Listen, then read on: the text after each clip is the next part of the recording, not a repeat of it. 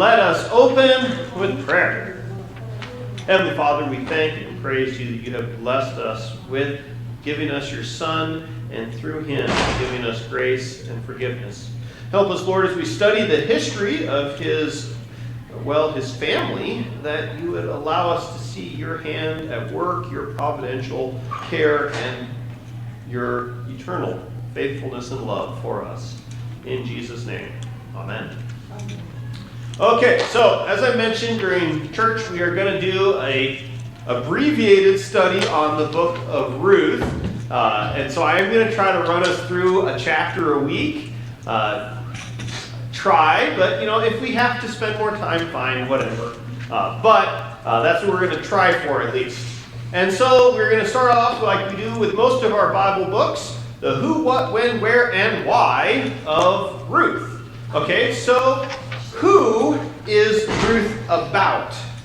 Ruth. Okay, sort of, yeah, that's kind of the main one. Ruth and Naomi and another gentleman by the name of Boaz. But, ironically, that's not the word that someone in ancient Israel would have probably said. Ruth, they would say, is about David.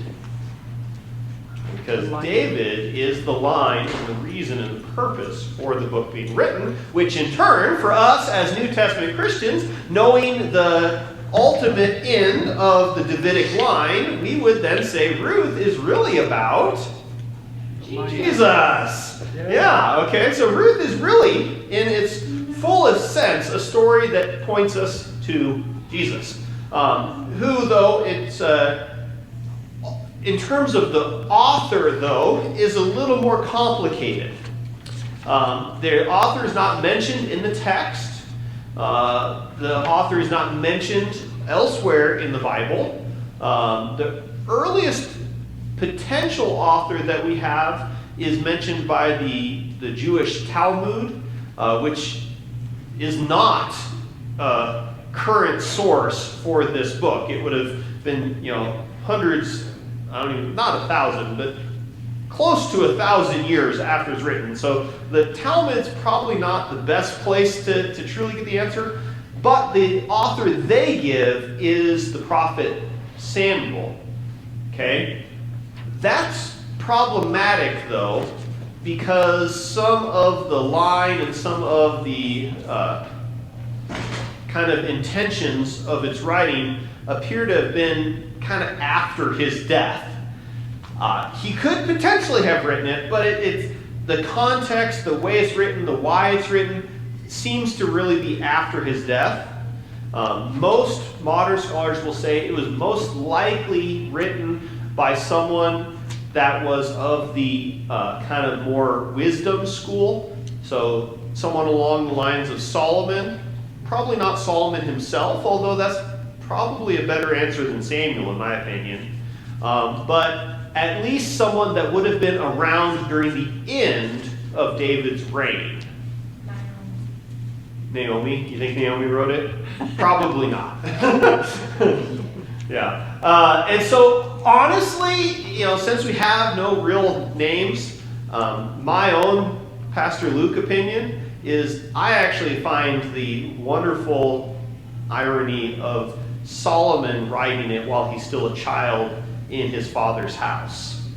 But I have no proof of that. No scholar said that outright, but that's what I think. So I think it's definitely of the wisdom literature. The style is someone who writes wisdom literature. The language, the focus on from the perspective of women even follows that.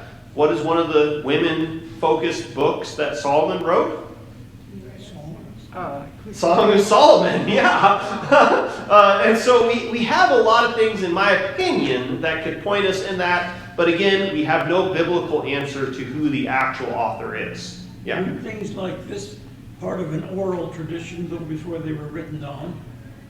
I mean, it's not likely that this was written at the time. Well, it wasn't written at the time of Ruth. I think it was written based off of the knowledge of Ruth's life, yes.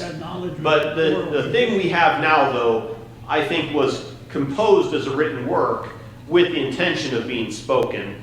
I don't think it necessarily was a direct transcription of a pre-existing, story. It could have been any scribe who thought, it's time to write this down before I forget it. Yeah.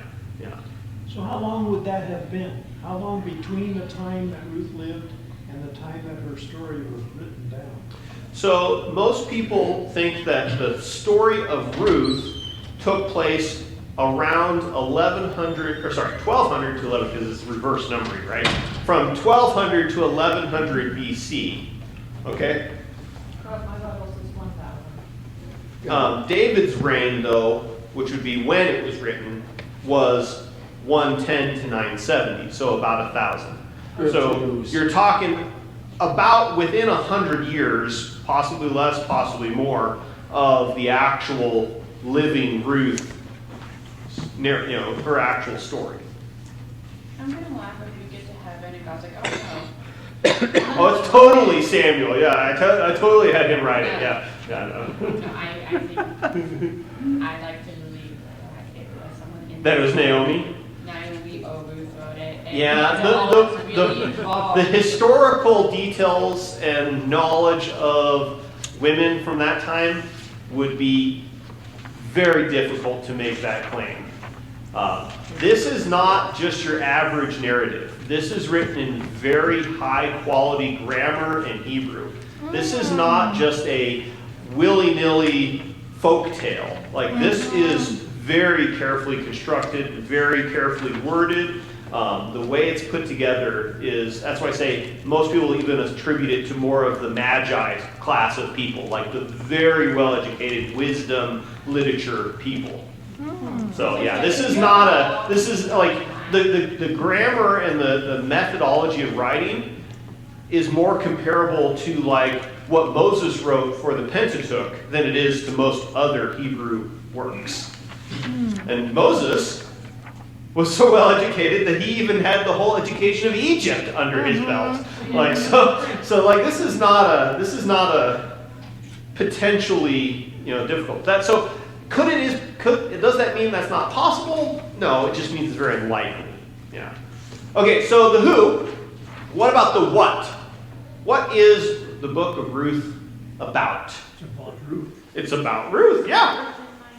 Ruth and Naomi, yeah. It's about an Israelite woman and her Moabite daughter-in-law.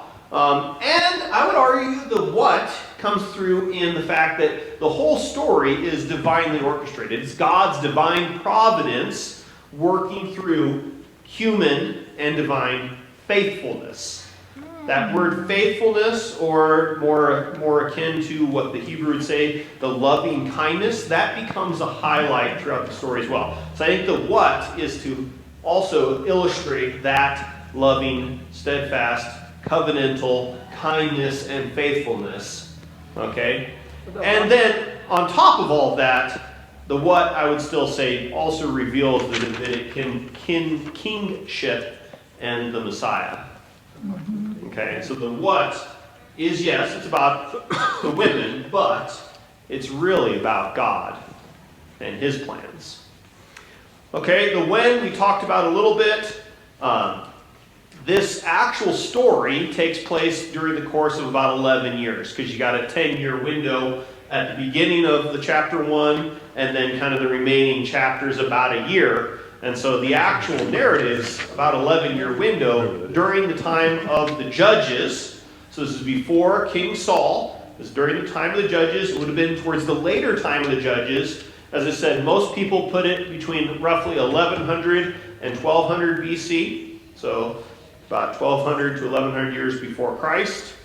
And then probably written, again, based upon all these external factors that we can figure out, probably during the end of King David's reign.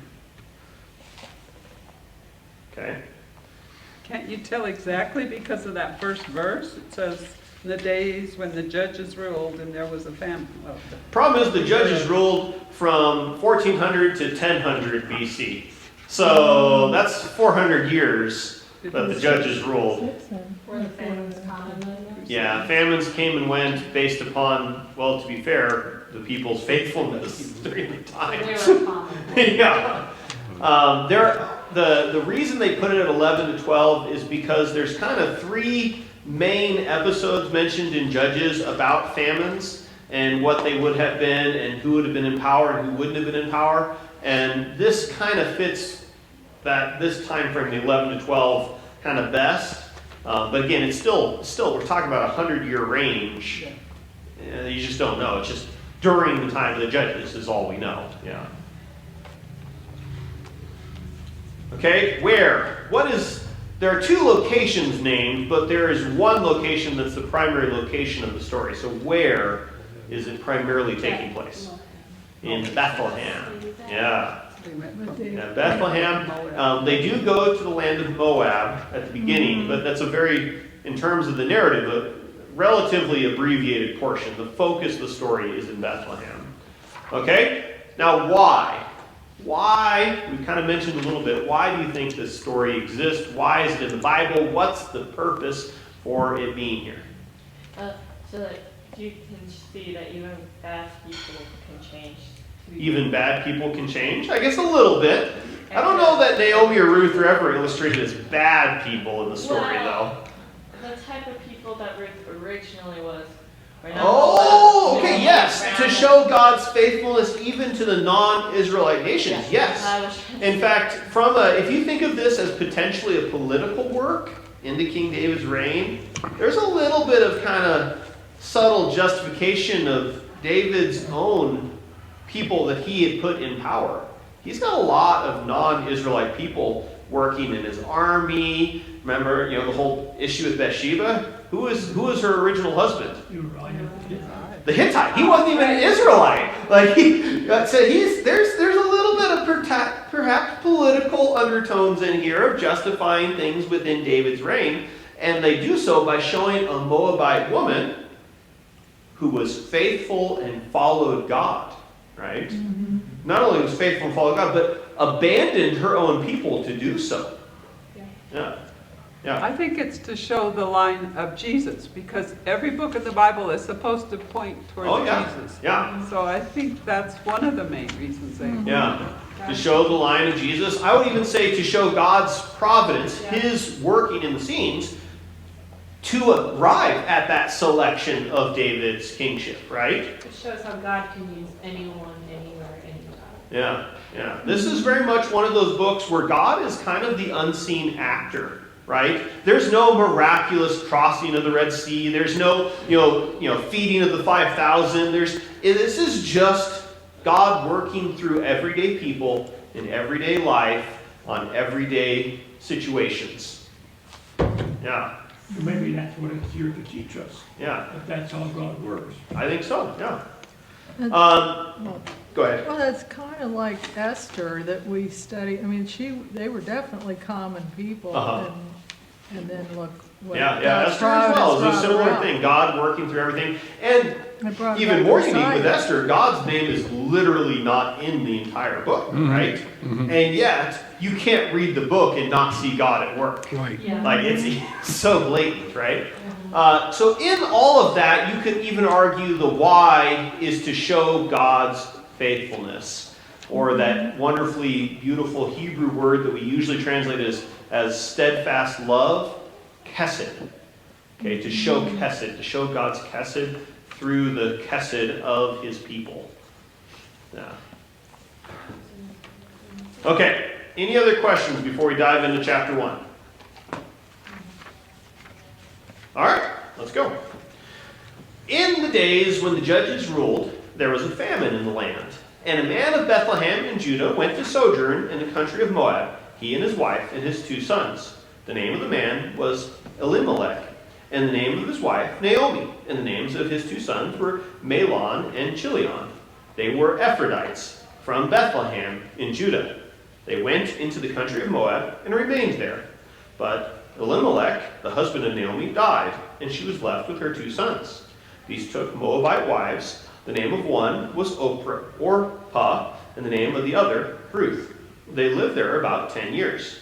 And both Mahlon and Chilion died, so that the woman was left without her 2 sons and her husband.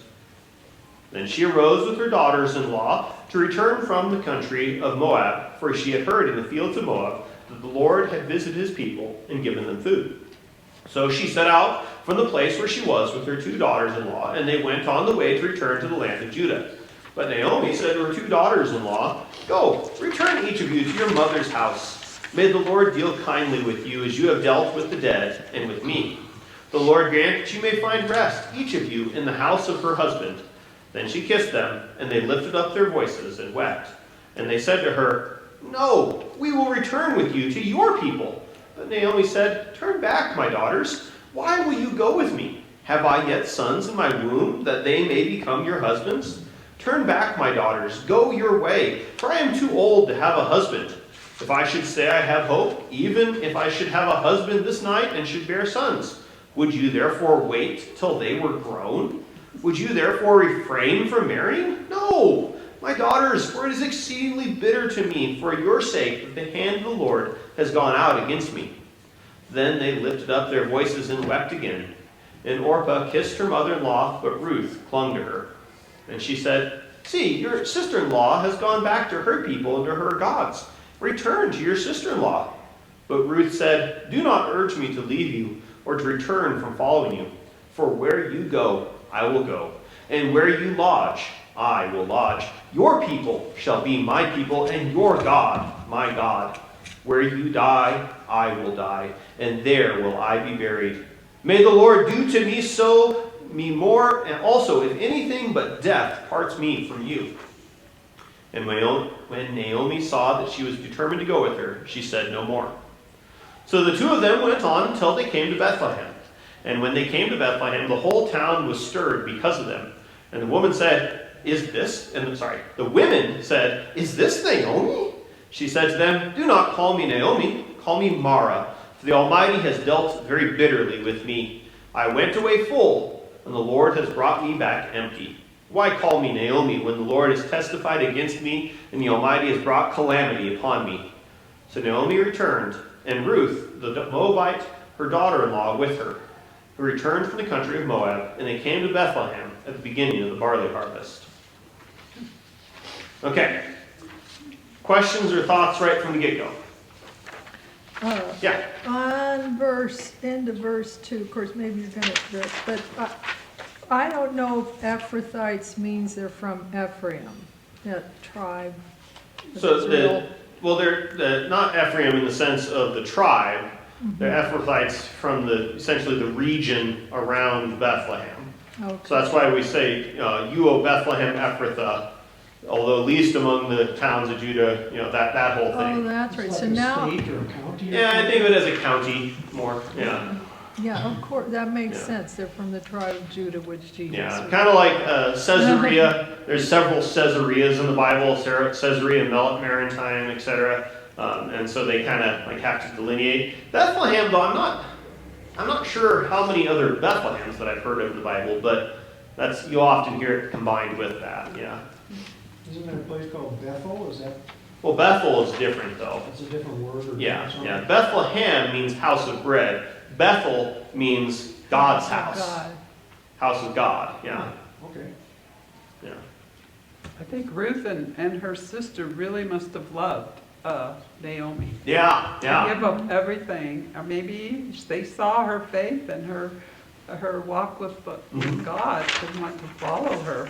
Yeah. That is- Which already sets up a bit of a dramatic irony.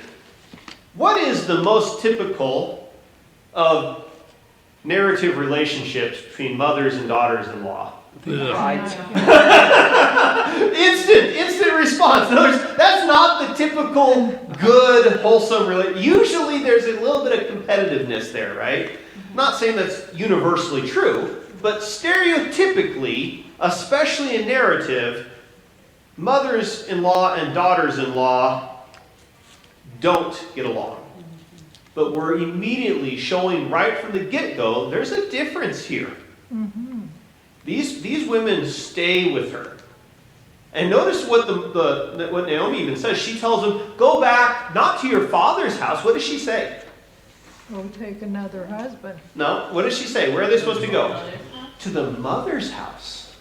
Oh, to go back. She's even pointing them back to their own moms. Yeah.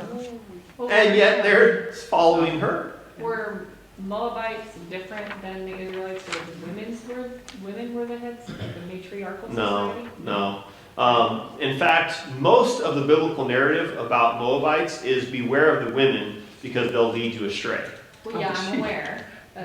In fact, Balaam's donkey incident, Yeah. you know that guy? Yeah. Balaam, yeah, he went to go curse the Israelites because he was a Moabite, and they went to go have him curse him, and he wouldn't do it because God told him not to, right? But then a few chapters later, guess who is responsible for a mass, essentially falling away from God? Balaam brings a bunch of Moabite women into the camp. And so that's part of the context here. The Moabites aren't only not part of God's people, but there's several incidents where they've been the cause of the falling away of God's people. Okay? So why did they name Moab Moab? I don't remember which one. One of them was the kinship. I don't remember which Moabite was the main one, but they are the descendants of Lot's daughters, Right, and one of them. incestually from Lot. In Utah, there's a town named Moab. Oh, Named by the Mormon Church, probably. Why is it called Moab? I don't know. I can tell you if the Mormon Church named it, it's probably because they have a mistaken or reclassified or falsified history to explain it. So, Assuming so. yeah, I don't know Thank you. though. Yeah. I wonder what the story would be like if Oprah went along with them, or if Ruth stayed behind and Oprah went.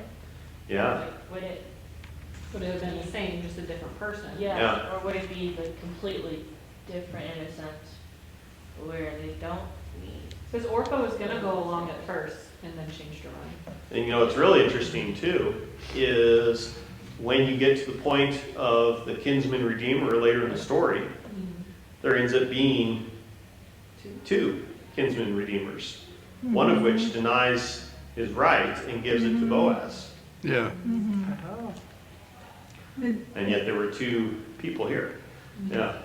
It sounds like Naomi was a real witness. She had a loving kindness that they both were drawn, but one was especially drawn to what was the Lord in her Yeah. and their I family. think what we see here of Naomi at the beginning, the fact that she is so bitter, the fact that she is blaming God for this stuff, I think is probably not her normal persona. I think she is just embittered because the persona that she's had has been ripped away. Her husband, her sons, she's in a foreign land, she's destitute, she's got everything going against her. But yet, that's not what her daughters-in-law met her as, right? They met her as someone who left full, right? Yeah. And what's really fascinating, too, is this whole persona becomes its own little characterization of God's faithfulness. And we'll get that to the end of this chapter. I don't want to get ahead of myself. All right, so verse 1. Someone pull up Judges chapter 21, 24 through 25. Okay, so in our Bibles, Ruth immediately follows Judges because contextually it just kind of fits the historical context. Joshua, Judges, Yeah, follows Judges. Judges. Isn't Ruth follows Judges. that what I said? Yeah. Doesn't matter. I don't know. Anyway. So, Where someone go up to Judges? the end of Judges, Judges chapter 21, 24 through 25. What does the end of the book of Judges leave us with? At that time, the Israelites left that place and went home to their tribes and clans, each to his own inheritance. In those days, Israel had no king. Everyone did as he saw fit. Okay. Are we left in kind of a real positive, good feeling place at the end of Judges? It's the Wild West. It's kind of just like, hey, everyone for themselves, right? Okay, and so we enter into this territory of everyone for themselves, and now we go, in the days when the judges ruled, there's famine in the land, and a man from Bethlehem in Judah went to sojourn in the country of Moab, he and his wife and his two sons. In other words, people aren't even staying They're leaving their inheritance. It's that wild west of it, and in this case, there's even famine going on, right? So wasn't Moab sort of the enemy of Israel? Yeah, they were very much so, yeah. Okay? Not enemy in the sense of you need to wipe every one of their descendants out like the Canaanites, but enemy in the sense of you need to leave them alone and don't let them bring you to astray. Yeah. And yet, Naomi says to Orpah, go back to your gods. Yeah. The women, Israelite women, were forbidden from marrying Moabite men. Ironically enough, the Israelite men weren't directly forbidden from marrying Moabite women, but it was very much discouraged. Okay? The next verse then goes from that. The name of the man was Elimelech. Okay? The word Elimelech means, my God is king. Think about the context of Judges. There was no king in the land. Everyone did what they wanted. Elimelech, my God is king. Okay, this opens the book. And interesting, provides a little bit of a bookend for the end of the book. What's the very last word in the book of Ruth? It's the word David. Okay? My God is king. We're going to take you along the line, along the story, to get you to the actual God who is king. Jesus.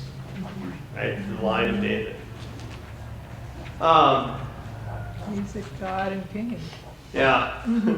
Ironically, Malon and Chilion, there are a little more debate on what those names mean, but it mostly involves pestilence and disease. So, not potential good futures based off of their names, right?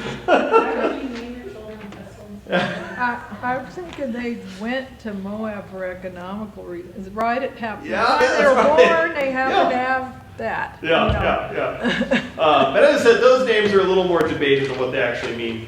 But Elimelech, the husband of Naomi, died. Okay, they took some wives, but notice they didn't have any kids. Now we don't know what time period during this 10 years all of this death happened, but it alludes to the potential that these two sons were probably married to Naomi and Orpah potentially a long time, up to at least 10 years. Could have been significantly less because it doesn't really give us the exact detail. But the point here is they're living barren, potentially for many years in the land of Moab. So, this is not good. They're not having fullness. They went there for food and for economics, and it's just not. It's the exact opposite. So we're left in verse 5. Malon and Chilion died, so the woman was left without her two sons and her husband. And so, what would you say would be the three primary difficulties Naomi currently faces? Well, her husband and her two sons would have been the source of living. Okay, so she's impoverished. She has no source of income. Ironically, the very next verse says, from the fields of Moab, she realized this. In other words, she's probably trying to make a living by gleaning the leftovers of the fields of Moab. Yeah. Which ironically is what she has Ruth do right as soon as they get back to Bethlehem. Okay? In other words, there's nothing else. You are completely dependent on other people's fields for even your daily bread. Okay? That's one, impoverished. What's another difficulty she's facing right now? Well, if they weren't eating that well, that might have been part of why they weren't having grandchildren. Their bodies just weren't that strong. Okay, just the recognition of the famine and the lack of food. Okay, and yeah. not having the family Yeah. further. Long ways from your family. So I'd say impoverished, long ways from your family. I would even say maybe without a protector. Right. Okay, without a protector in the sense of she had no legal standing. Okay, she has no recourse or people to look after her. Okay, so not only is she impoverished, but she's also kind of left to the wild now, right? Apparently no property. No property, nothing, yeah.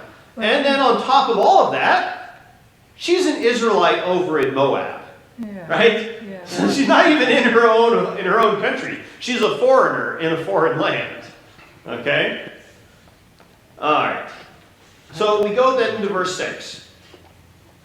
Then she arose with her daughters-in-law to return from the country of Moab, for she had heard in the fields of Moab the Lord had visited his people and given them food.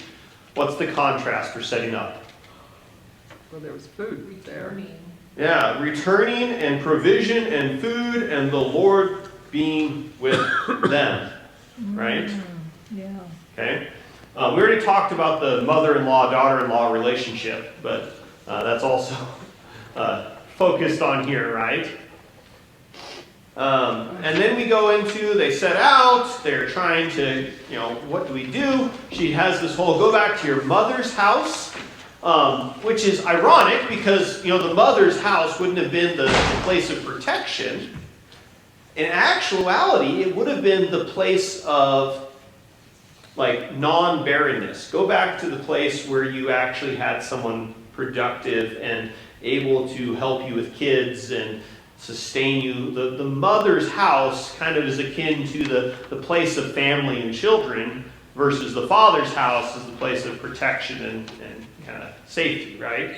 And so she's encouraging them, I'm barren. There's nothing left with me. I can't give you kids. I can't give you husbands. There's nothing. Go back to where you have a hope. Right? And then also in verse 8 we get the word kindly. This is that Hebrew word kesed. Okay? Huge, huge word in the Old Testament. The vast majority of times it's talking about God's steadfast love for his people.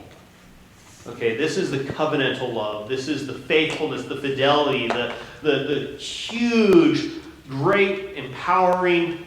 That's the type of kindness that she's encouraging them to go.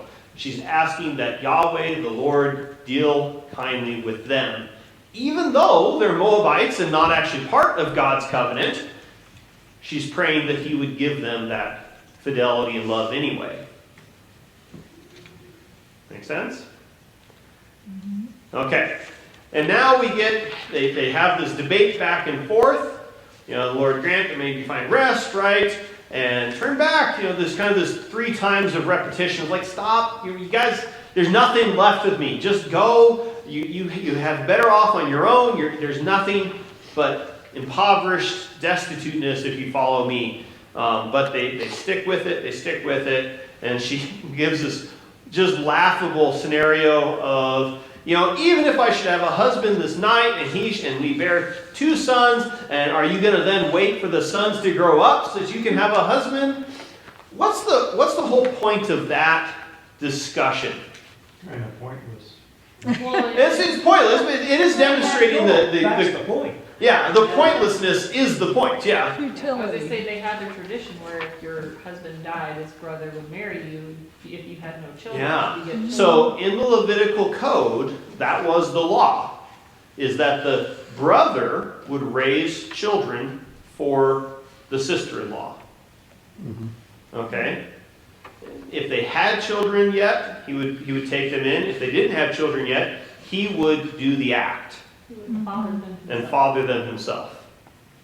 Okay? That was to keep the land in this family. Yeah, and then on top of that, that would keep the land and the families. But what's Naomi saying? She can't do that. I can't do that. In fact, I have no other sons to give you. Okay? So we're stuck, not only destitute, but she doesn't even, there's not even a redeemer. Okay? This term is called the Levirate marriage. The Latin levir means brother-in-law. Okay? And so later on in the book, we're going to talk about why these kinsman redeemers that take care of the property and take a hold of the property later that Boaz eventually gets actually don't have any responsibility to Ruth. They're not sons of the mother. Okay? They don't have to take her as wife. The fact that Boaz does take her as wife is actually a demonstration of his own kesed, his own covenantal love, because it was not required of him. No, Yeah. when the husband died, the brother, marrying her and taking, that he'd have progeny, but it was also to take care of the Yeah, that was the woman. form of how do you care for the widowed. Yeah, Mhm. yeah. And she had none of that. I mean, when you talk about the destitute state that Naomi was in, she checked all the worst boxes, Yeah. So let's go down to verse 13. Would you therefore wait till they were grown? Would you therefore refrain from marrying? No, my daughters, for it is exceedingly bitter to me for your sake that the hand of the Lord has gone out against me. Okay? She's putting blame on God. What does this sound a lot like?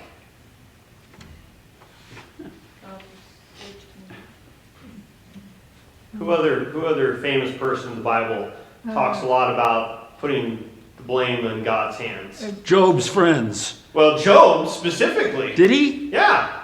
Job was blaming God, but not in the sense of sinning. No, he wasn't. Naomi, likewise, is giving God the responsibility. It's him. Ultimately, he's in control. Ultimately, it is his providence to take care of me.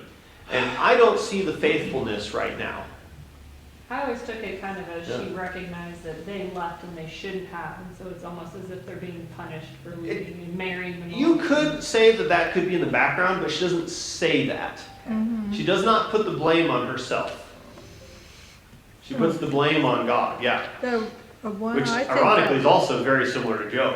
the one I Job think- is very excuse me. specific about not putting the blame on himself, Yeah, right? that's right. That's right. Yeah. That's right. Go ahead. One I think of being bitter is Jonah. Jonah? Yeah.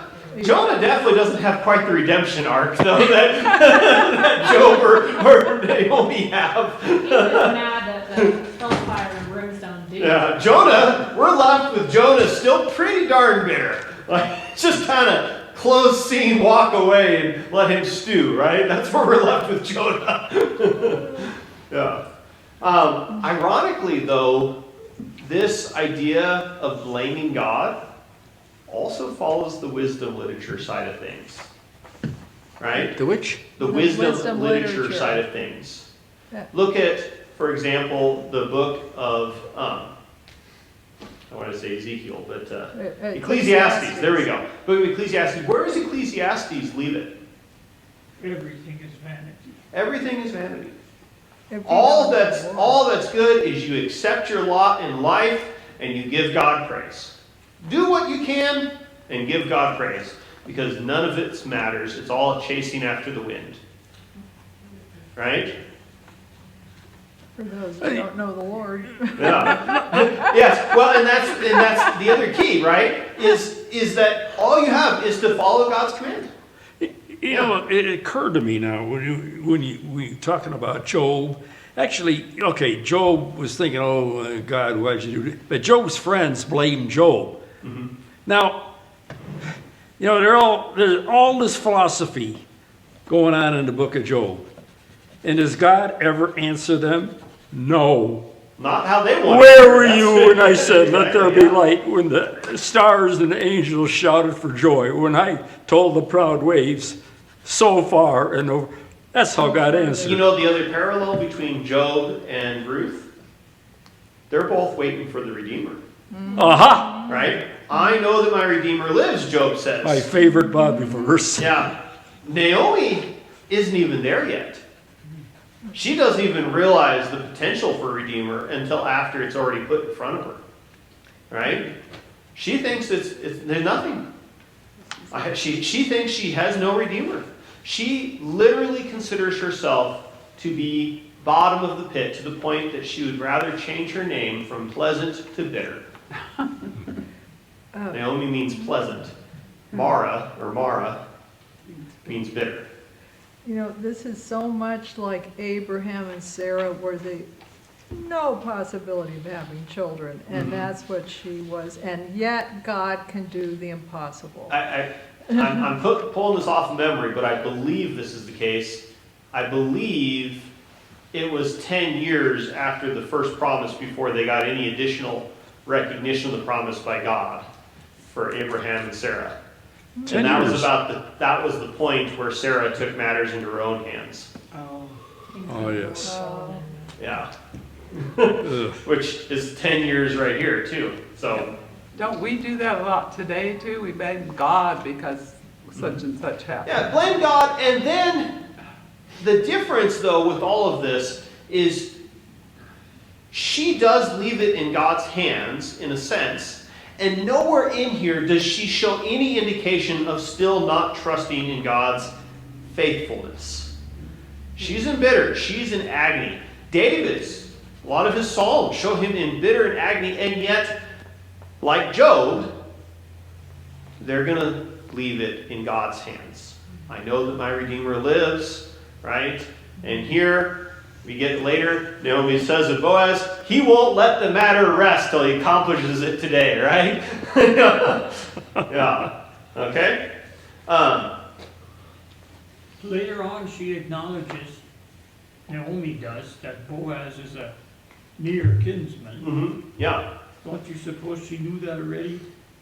She hasn't been home in 10 years. She doesn't know who's alive, who's dead. It's not until she gets there and she finds out after the fact, well, whose field were you in today?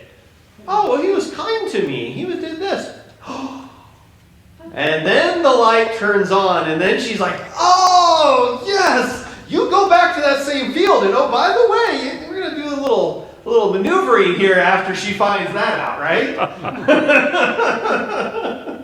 Okay? Her outcry gave vent to her bitterness, but not to unbelief or hopelessness. Okay? There's nothing wrong with recognizing our agony to God. Correct. There's nothing wrong with crying out to God. Even in this kind of accusatory fashion, as long as it's done in faith and recognition that come what may, you will follow him. Correct. Let him be faithful. Yep. Yeah. It's harsh on our ears to say that, but the Bible gives testimony to that. Yep. In verse 14, Ruth's clinging to Naomi is the same word used back in Genesis for a husband and a wife should leave their mother and father and do what to each other?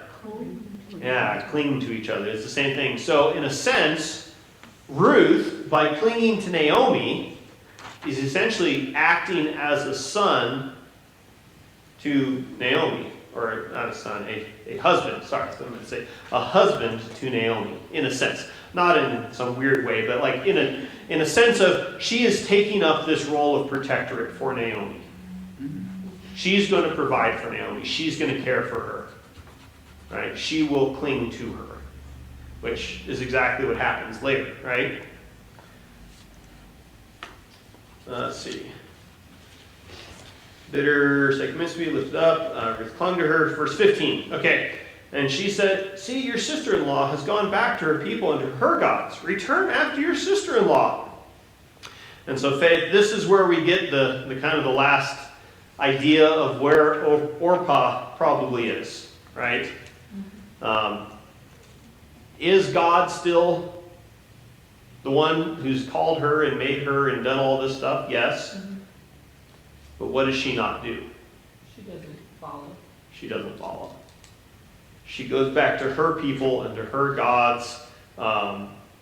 She did a sense what was for her best interest, self-interest, right? But this is also where she walks out of the salvation story. Doesn't mean she necessarily didn't come to faith later, but as far as we know, this is where she leaves the salvation story, right? And who knows? There were two close kinsman redeemers. So maybe God planned for both. Yeah. The possibility was there. And so it's sad, right? She did not cling. Yes, and Naomi wasn't exactly encouraging, right? No. Was But following her mother-in-law's advice. Yeah. Yeah. But she does go back. She does know of it, and there's a seed planted. Yeah, and for all we know, she comes to faith and she brings the gospel essentially to the Moabites. The point is she leaves the salvation story, and so we don't know where she is anymore. Okay? Verses 16 and on then. But Ruth said, "Do not urge me to leave you or to return from following you, for where you go, I will go, and where you lodge, I will lodge. Your people shall be my people, and your God, my God. Where you die, I will die, and there will I be buried." What do we see here? What is this kind of echo, this statement and refrain, this kind of back and forth, right? This is that very Hebrew poetry style. This is kind of this recognition of a huge, monumental point in our plot to show what's going to happen, to show what is happening here.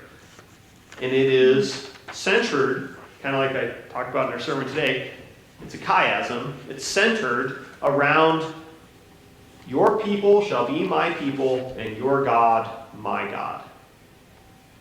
Okay? This is uplifting Ruth. This is showing her faithfulness, her chesed, right? And very insistent, and this is the turning point where Naomi doesn't try to push her away anymore. Right? She's steadfast to God and Naomi. Loyal. This, interestingly enough, is the first time we have anything spoken by Ruth in the book.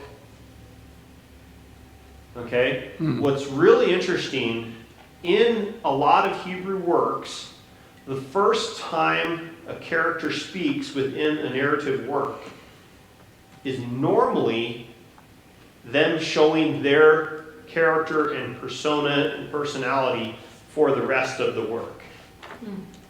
Okay? It follows into our Gospels as well. If you look at where Jesus has his first quotation in each of the Gospels, that first quotation typically shows the general trajectory and summary of that entire Gospel. Okay? It's very common to do that, to have those significant quotations to show and foreshadow, kind of tell you what you're going to tell them type of thing. And here we have this coming from Ruth. She's showing chesed. She's demonstrating the fidelity, the love, the steadfastness of God.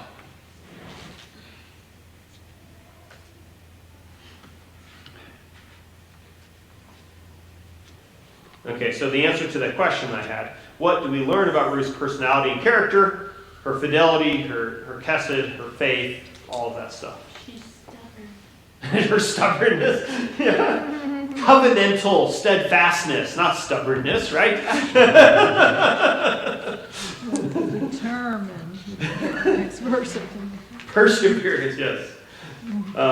Okay, and then we go on. So she says, "Okay, fine, you're determined. Let's just get moving." So the two of them went on until they came to Bethlehem. And when they came to Bethlehem, the whole town was stirred up because of them. And the woman said, "Is this Naomi?" Can you imagine? Like, you got a pretty small community. You come back into that community even after a decade later, and people know you. Like, I've seen it happen here in our church in less than a decade. Someone shows up and it's like, Saul and Tizzy, right? "Oh, you're here. I haven't seen you." And it's just all this stuff. Both people who, disappeared for the winter and show up in the summer and, "Oh, you're here." Right? And so the whole town's astir. You can imagine a small town, little town of Bethlehem, right? And the woman said, "Is this her?" And what does she immediately do? I'm not the same. I'm not even Naomi anymore. I'm not pleasant to be around. I am bitter. Yeah. This is rough, right? what's really fascinating at the end of Ruth, it's also the townsladies who demonstrate how God has filled and blessed Naomi. Okay? That's right. Yeah. So in verse 20, notice how Naomi labels the main complaint of man/Israel and how the story demonstrates God's reversal. Okay, so when I say man/Israel, again, we're getting kind of this foreshadowing. What's going on? Okay? I am bitter. Why am I bitter? Why is she bitter? The word is still bitter. Yeah? But how? How is that bitter? How can that or some She's empty. There's no fullness, right? There's no gain. There's no redemption. It's like God's faithfulness has left. Right? Okay? Again, so she goes from pleasant to bitter, from full. She says, I was full when I left, now I'm empty. Okay? What, though, is wrong about all her statements? After verse 21, what does the narrator, author, point out? God hasn't done this to her. It just happened. So Naomi returned, and Ruth the Moabite, her daughter-in-law, not with her? She's not even empty. God's protection provision is right there with her. In fact, the townspeople probably saw her standing right there. And what else is she not recognizing that the author points out? And they came to Bethlehem when? During a famine?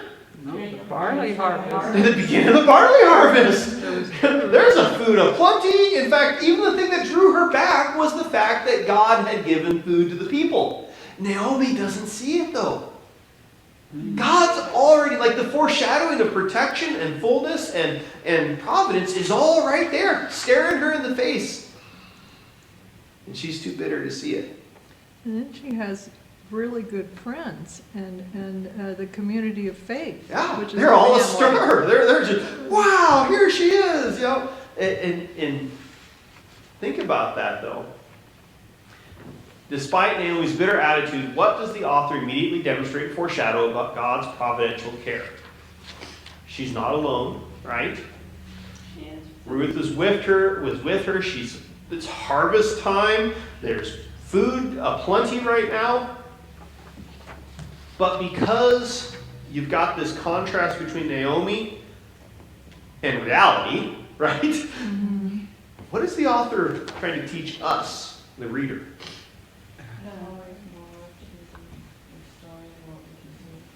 There's more to the story than what we can see, yeah? Mm-hmm.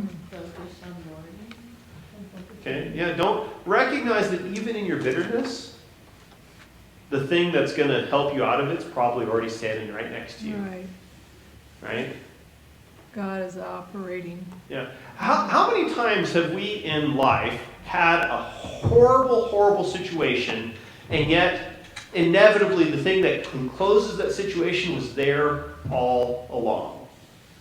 Like I've told you guys the story about us trying to cut the tree down that was going to fall on my garage back in St. Louis. And yeah, we didn't have the money, and suddenly we got the money. But what was unique about that money? Was it miraculous? No. It was mileage that was there all along, and I didn't know it. All that protection, all that providence, and care, it was there. I didn't know it. I didn't realize I got it. And yet, right along, God's already got it. He's already provided for it. And when we get bitter, like Naomi was, we don't see what's right next to us. Yeah. Yeah. And so this is, the author is teaching us something through, I'm not saying he made this up. This is a historical story, right? Mm-hmm. But history teaches lessons. And he's using the history to teach the lesson for us, right? Mm-hmm. He's giving this contrast on purpose. He's showing, and oh look, Ruth the Moabite is with her. And it's harvest time. Okay? Anything I missed? I think I got all my questions on the sheet. Anything I missed, though? Okay. Any final comments or questions or concerns?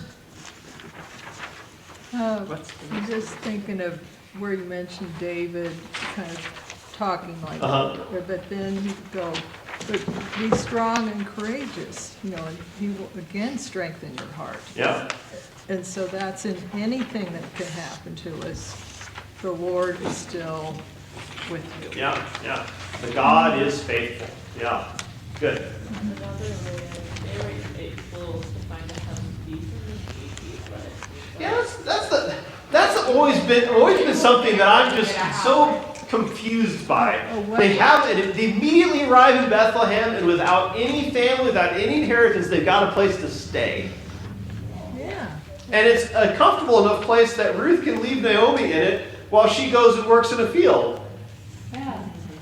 What? That was a basic first need. Yeah, I love that. Like, there's so many of these little things. Like, it's all right there.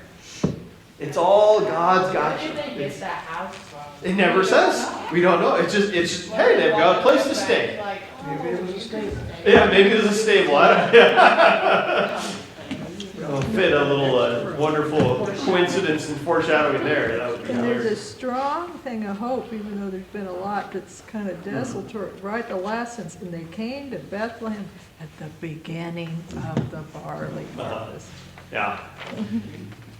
Not only is it the beginning of the barley harvest, but on top of that, for people who are of limited financial means, guess what's the cheapest grain to buy and has one of the greatest kind of nutritional impacts? Barley. Wheat, that's kind of a little more high end. Barley, though, that's a lot easier to come by. And so, right there, yeah. All right, let us pray. Heavenly Father, we thank and praise you that you have cared for us. We pray, Lord, that you would open our hearts and minds to look at this story of Ruth and Naomi and recognize that you are faithful. Even when we have struggles and difficulties, you are faithful. You are there. In Jesus' name, amen.